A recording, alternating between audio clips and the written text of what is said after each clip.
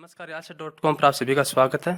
साक्षात्कार संख्या 86 आज मेरे साथ हैं विशाल जी डोरवाल, गांव कटराथल। साक्षात्कार के लिए समय निकालने के लिए बहुत बहुत धन्यवाद जी। स्वागत है। सबसे पहले तो जैसे कि मैं यूजुअली शुरुआत करता हूँ परिवार से, तो परिवार में कौन कौन है अभी? जी, मेरे परिवार में हम 4 सदस्य हैं जी। मेरे माताजी, पिताजी और मेरी दादी माँ और मैं। तो माता पिता का नाम? जी, पिताजी का नाम मेरा बृजेंद्र सिंह डोरवाल जी जो पैसे से कंपाउंडर हैं जी जी और राजकीय स्वास्थ्य प्राथमिक केंद्र भारू में कार्यरत हैं, झुंझुनू में। जी। और मेरी माताजी का नाम संतरा देवी है जो एक गृहिणी गृहिणी है। जी। और दादा दादी जी का नाम? मेरे दादाजी का नाम मोहनलाल डोरवाल था, जो अब उनको उनका देहांत हुए लगभग 11 वर्ष हो गए हैं। 11 वर्ष। और मेरी दादी जी हैं भी, और उनका नाम लाडा देवी है। लाडा देवी है जी। अच्छा, तो अभी आयु कितनी हो गई आपकी? मेरी आयु 21 वर्ष और 7 माह हो गई।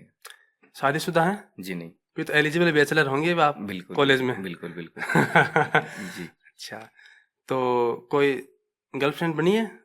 जी है, परंतु वो प्रस्ताव आए हैं? प्रस्ताव तो आते रहते हैं। काफी आते रहते हैं। आते रहते हैं वो तो। चलिए, अच्छी बात है। अच्छा, अभी पढ़ाई कौन सी चल रही है? जी, मेरी स्नातकोत्तर पूर्वार्ध है हम्म। और लोक प्रशासन विभाग से हूँ। लोक प्रशासन विभाग से। और स्कूलिंग कहाँ से हुई आपकी? मेरी शिक्षा है वो हमेशा गांव में ही हुई है। हम्म। मैं गांव के सरकारी स्कूल में पढ़ा हमेशा। जी जी। तो अभी आप एस के कॉलेज में है ना? जी, मैं राजकीय, अब वर्तमान में एस के कॉलेज को 3 भागों में विभाजित कर दिया जी, गया है। तो मैं कला संकाय से हूँ। तो तीनों के नाम बता दीजिए, अलग अलग क्या क्या नाम रखे हैं। एक एस जो के मूल रूप से थी वो? मूल रूप से थी वो श्री कल्याण राजकीय महाविद्यालय सीकर थी। उसको 3 भागों में विभाजित किया। एक को राजकीय कला महाविद्यालय, राजकीय विज्ञान महाविद्यालय और राजकीय वाणिज्य महाविद्यालय। तो राजकीय विज्ञान महाविद्यालय और राजकीय वाणिज्य महाविद्यालय वो अभी वहीं संचालित हैं, उसी बिल्डिंग में। परंतु राजकीय कला महाविद्यालय को यहाँ कटराथल ग्राम में, जो यहाँ की उच्च माध्यमिक विद्यालय थे, वहाँ स्थानांतरित कर दिया गया। एस के कॉलेज की जो अभी पूरी जो है छात्र संख्या कितनी थी? पूरी थी उसमें 12,400। और अभी यहाँ कला महाविद्यालय में 7700 है। 7700 जी। और अध्यापक कितने हैं? यहाँ 66 व्याख्यातागण। अच्छा अच्छा। और उसमें अभी जो ये भवन बना है उसमें 66 व्याख्याता हैं जी। और छात्र संख्या कितनी बताई यहाँ? 7700, 7700। 7700। और संकाय नहीं, वो सेक्शन कितने हैं? यहाँ वैसे सेक्शन में डिवाइड नहीं है। यहाँ प्रथम वर्ष, द्वितीय वर्ष और तृतीय वर्ष, और जो स्नातकोत्तर है उसके अलग अलग विभाग है। जैसे इतिहास विभाग है, भूगोल विभाग है, लोक प्रशासन विभाग है, सोशियोलॉजी विभाग है, इस तरह हिंदी विभाग है। तो प्रथम वर्ष में जितने छात्र हैं वो सारे एक क्लास में थोड़ी बैठते हैं? नहीं, क्लास में नहीं बैठते हैं। उनको जेड तक बांटे गए। जेड तक बांटे गए हैं जी। इतने क्लास हैं तो उनको जैसे जो लेक्चरर होते हैं उनको उनके हिसाब से डिवाइड कर दिया। समझ गया। जेड तक हैं जी। तो काफी है ना, बहुत सही। अच्छा, अब ये बताएं, जब आप पढ़ रहे थे बचपन में जी, अभी के बाद में पूछेंगे, पहले बचपन की पूछ लेते हैं। तो पढ़ते समय आपके जो घनिष्ठ मित्र रहे हैं उनके नाम बताना चाहें? मैं पढ़ते समय मेरे घनिष्ठ मित्र ज्यादा नहीं थे, क्योंकि मैं हमेशा जो मेरे अंतर्मुखी रहे हैं आप, इंट्रोवर्टेड बोलते हैं इंग्लिश में।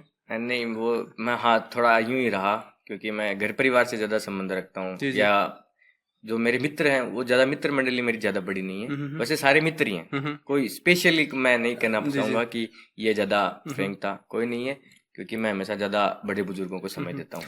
और प्यारे गुरुजी? प्यारे गुरुजी तो ऐसे तो मैं किसी को नहीं कहूंगा, सारे प्यारे थे। सारे प्यारे थे, सबसे स्नेह मिला? जी, सबसे। नहीं, कभी होता है किसी से निकटता होती है?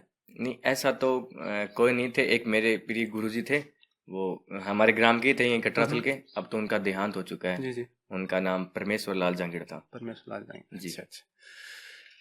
खाने में पूछें तो कुछ नापसंद पूछ ली जाए। जी। खाने में क्या क्या अच्छा लगता है आपको? तो युवा हैं तो? नहीं, बिल्कुल युवा है। मैं बाहर का खाना ज्यादा पसंद नहीं करता हूँ। घर का जो बना होता है वही खाता हूँ। और हमारे घर में लहसुन प्याज नहीं बनता है। लहसुन प्याज नहीं बनता जैसे जैन बनाते हैं वैसे? जी नहीं, कुछ नहीं बनता। और शुद्ध सात्विक है। और ज्यादातर हमारे घर में दाल, हरी सब्जियां यही बनती हैं।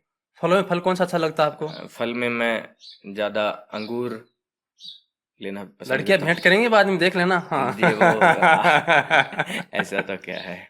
अच्छा, फूल कौन सा अच्छा लगता है? फूल में मुझे सबसे ज्यादा गुलाब और मोगरा। देख लीजिए, गुलाब और मोगरा है। अच्छा, और रंग कौन सा अच्छा लगता है? मुझे सबसे ज्यादा फेवरेट कलर मेरा ब्लू है। ब्लू। ब्लू, ब्लैक और हाँ। Red colour.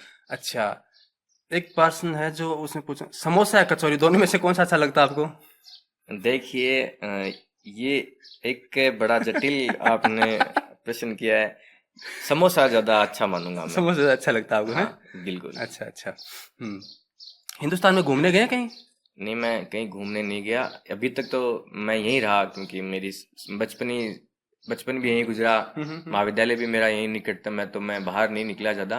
बट मैं जैसलमेर जोधपुर गया था एक बार घूमने के लिए। जैसलमेर जोधपुर गए थे जी। तो विद्यालय के टूर के तौर पर गए थे कि नहीं नहीं, निजी रूप से गए मैं थे वहाँ दोस्तों मेरे के साथ? नहीं, मेरे वहाँ बड़े पिताजी मतलब मेरे पापा के ताऊ जी के लड़के वहाँ बिजनेस करते हैं जोधपुर में, फलोदी। वहाँ गया था मैं उनके जी यहाँ। जी जी। तो कैसा लगा सीकर का बनिस्पत? बहुत, वो भी बहुत अच्छा था। देखो अपनी अपनी जगह सारे हाँ हाँ, ठीक अच्छे है। हैं। कुछ विशेषताएं होती हैं कि क्षेत्र विशेषों से विशेषता क्षेत्र की ये है कि यहाँ अपने यहाँ शिक्षा का माहौल बहुत ज्यादा है। ज्यादा है। वहाँ उतना नहीं देखने को मिला मेरे को। वहाँ अभी भी वो रूढ़िवादिता है, परंपरागत है, पीछे परंपरागत। पिछड़े हुए हैं। अच्छा अच्छा। आपकी राजनीति में रुचि कब से हुई?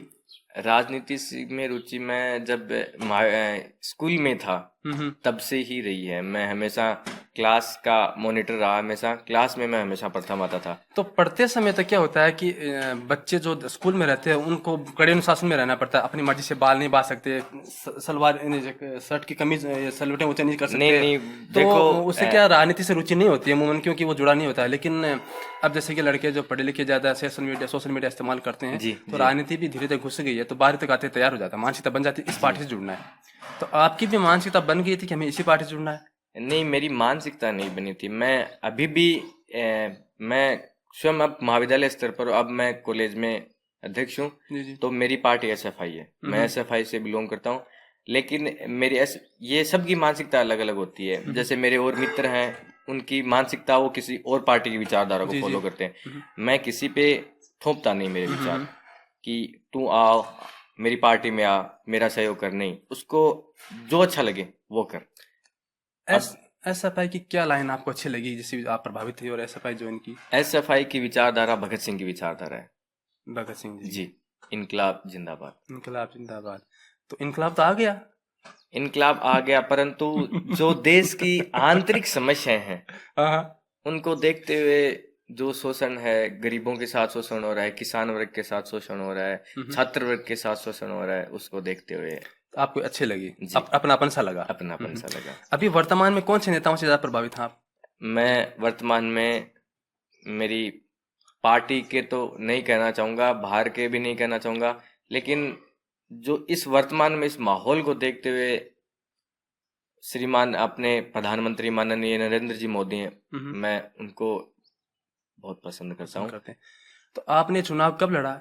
मैं इसी वर्ष। और समय क्या था?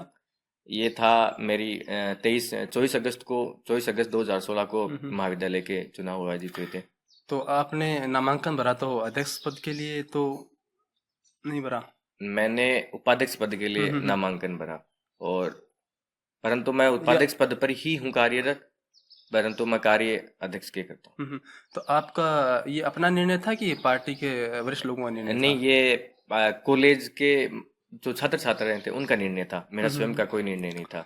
वोट मांगते समय देखिए आप तो लड़के हैं जी, तो लड़कियों ने भी वोट तो दिया है। बिल्कुल। तो लड़कियों को प्रभावित कैसे किया आपने? नहीं, मैं हमेशा मेरे महाविद्यालय में, मैंने महाविद्यालय को बहुत समय दिया है। मैंने किसी को जाकर ये नहीं कहा कि आप मुझे वोट दीजिए।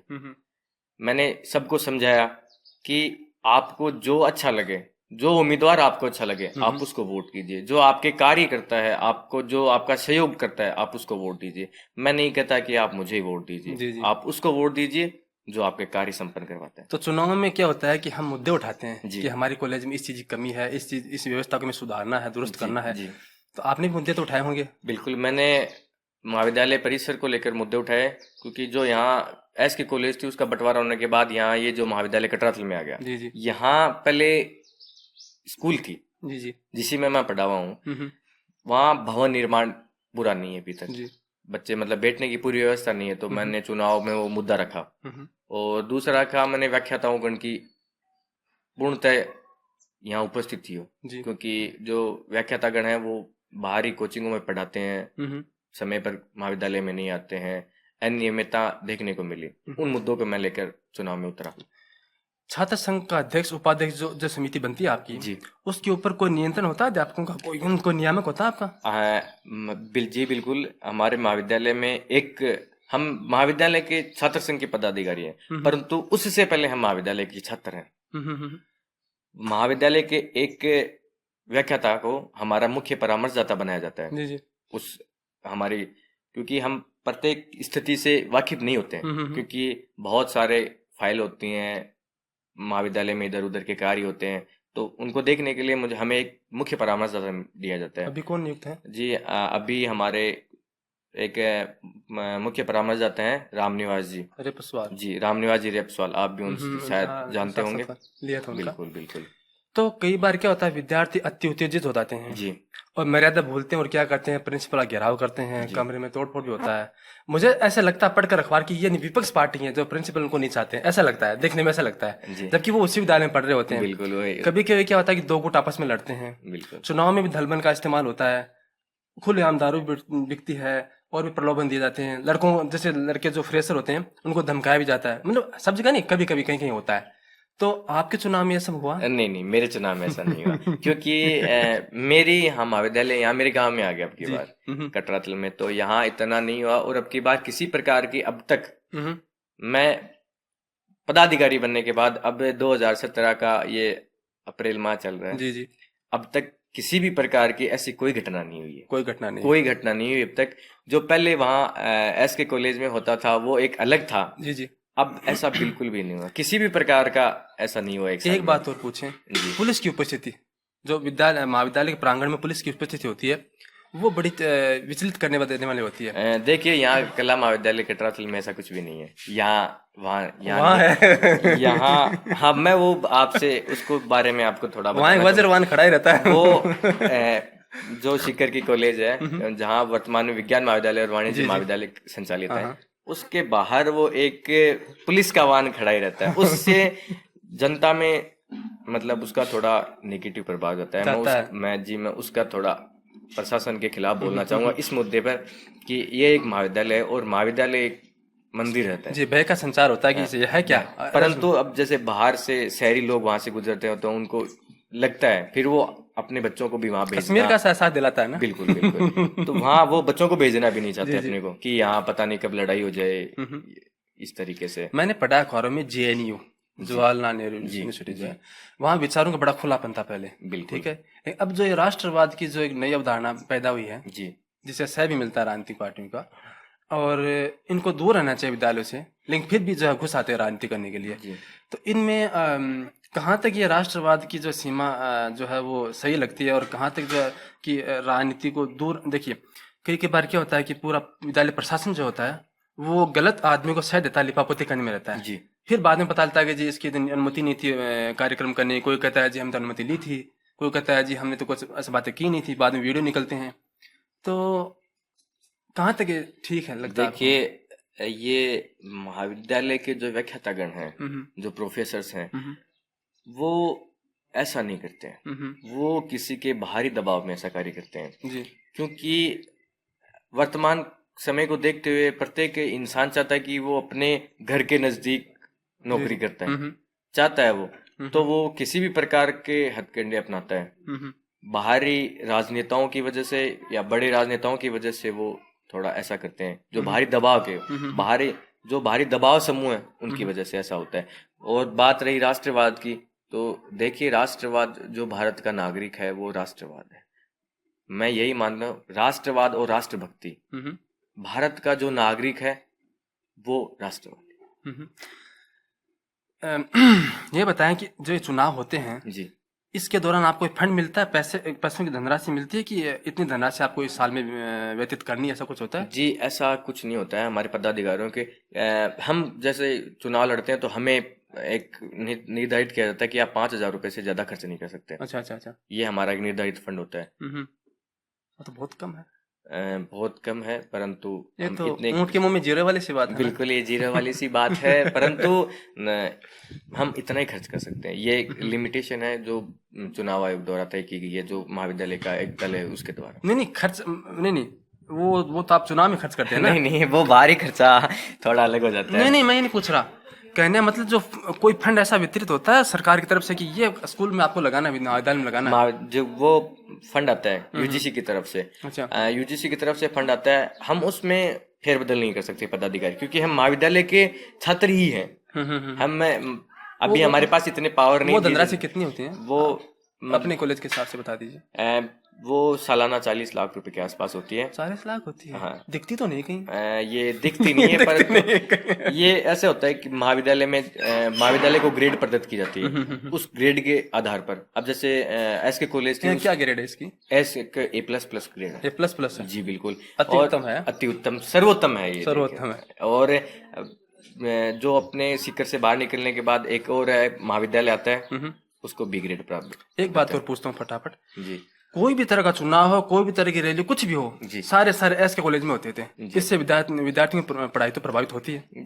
देखिए वो यूं होता था तो बहुत ज्यादा विचलित होता था, क्योंकि महाविद्यालय में, परंतु जो महाविद्यालय के मुद्दे थे उसमें जो छात्र होते थे वो उसमें संपूर्ण रूप से अपना योगदान देते थे कि क्योंकि अकेला चना बाहर नहीं फोड़ सकता।